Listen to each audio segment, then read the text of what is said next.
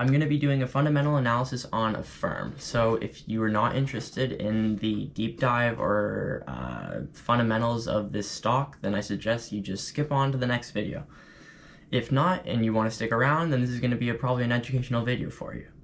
So mainly I'm going to be looking for buy now, pay later as a play into Q2 to 4 of 2022.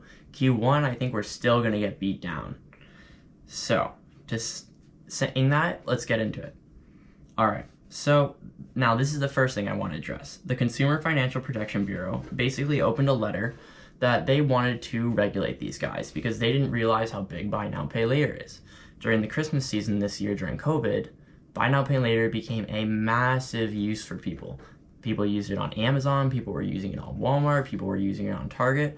So this basically allowed a lot more people to buy things they wouldn't have normally been able to, and that scared the government because they don't want people going into unnecessary debt that they're unable to pay off, because when the whole economy's in debt, that means that the government's probably going in debt too.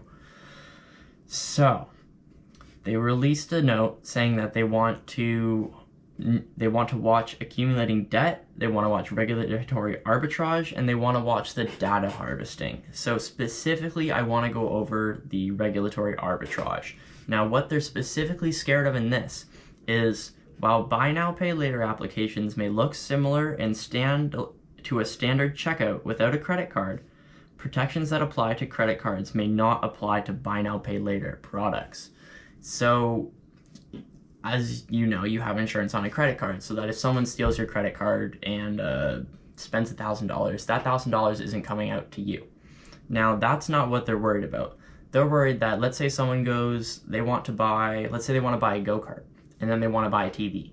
So the go-kart, let's put it at like $800. So four payments of $200. They do the first down payment, now they have 3 more payments. Now let's say they've only got $400 in their account. Well, now they go buy a TV next month. So one payment's gone through. They have $200 in their account. Let's visualize this. $200 in their account. This gets taken out because this is taken out from their go-kart. Go-kart. Go-craft, whatever that is. So now you got $0 in the account.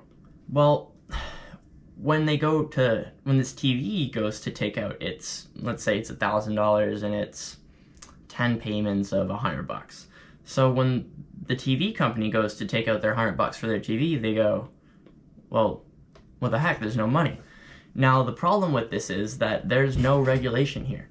So this basically means that the bank can just pile on fees onto this account, and this means that the buy now, pay later can pile on fees onto this account.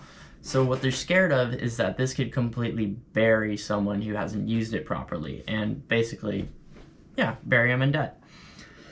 So they're looking at rules and their late fees so that they are unable to do this. Now, buy now, pay later is on a little tighter of a restriction in regulatory, or in the regulatory section for buy now, pay later, it's a little more strict. But we're looking for that to ease up over Q2, Q3, and Q4. I don't think it'll ease up in Q4, but if it's starting to ease up, it'll ease up in Q2 and Q3. So what we're going to see is, I think that people are going to go into debt for... Alright, so let's say the government has stopped giving out money now, so people aren't receiving subsidy. So let's say they go through their savings, they go through their checks, they go through everything they have. Now, what do you use when you're out of cash? You use your credit card. Now, let's say a month goes by, they've maxed out their credit card at let's say $3,000. What do you do when you have a maxed out credit card and no money? You go to buy now, pay later. So what they're worried about is that people are going to basically be able to bury themselves in debt. And what I'm looking for is, I think people are going to spend all their money in their bank account. I think they're going to spend their credit card because there's no subsidies and people don't want to work right now. And I think that come Q3, Q4, buy now, pay later is going to be huge because everyone's going to be in debt and everyone's going to need money. So the banks are going to go, hey, regulators, we need you to loosen up on credit scores. And then the credit guys are going to be like, well, wait, we got to talk to the government to see if they're going to let us do this. So then they go back to the government and they go, hey, we want to loosen credit scores. Is that all right with you guys? And the government goes, hey, well, let me check back with the regulators. And the regulators go, yeah, this is right. We want to loosen it up. So now we've got this trio of people, and now they're all in agreement that you need to lower the credit scores. So credit scores ease, people are able to borrow more, and buy now, pay later all of a sudden becomes so much more viable than it is right now. Now, this isn't to say that buy now, pay later could completely get wrecked the rest of the year, in that the Affirm stock could completely go to zero. Now, that would be massively unfortunate. But, that's always a possibility. Any stock can become a penny stock. But what I'm saying is there's a much higher chance right now that Affirm and the other buy now, pay laters do not dip further. I think that we're really, really on the precipice of the bottom here. I don't think there is much more bottom to go. Now, looking at it technically, we hit a bottom at 74, and yeah, technically I think we're at a bottom on Affirm. Again, it can always keep dropping, but from a stock chart point of view, that's where I think we are. Now, I did have some notes here. Their PE, no, I can't calculate their PE because they're a negative company right now. Their EPS, now this is something that I wanted to share. I think it's in here. So the EPS grew from negative 2.8 to negative 2.6. Now this was good. This was really good because it was going down.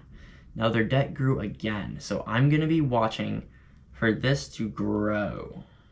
If this grows, I am exiting. I want out, because I do not want to see their basically negative earnings per share grow, because I think Affirm is at a point where they brought on the merchants they want, they brought on the lenders they want, they brought on the customers they want, or at least some of the customer base they want. I think they're at a point now where they need to basically just wait for regulation and wait for people to start going into debt. That's simply it.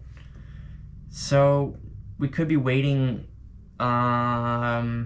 probably till March, January, February, March, April. I think we're going to be waiting until we see a rate rise in March, and then if we see anything happen, I think it'll start to happen in April.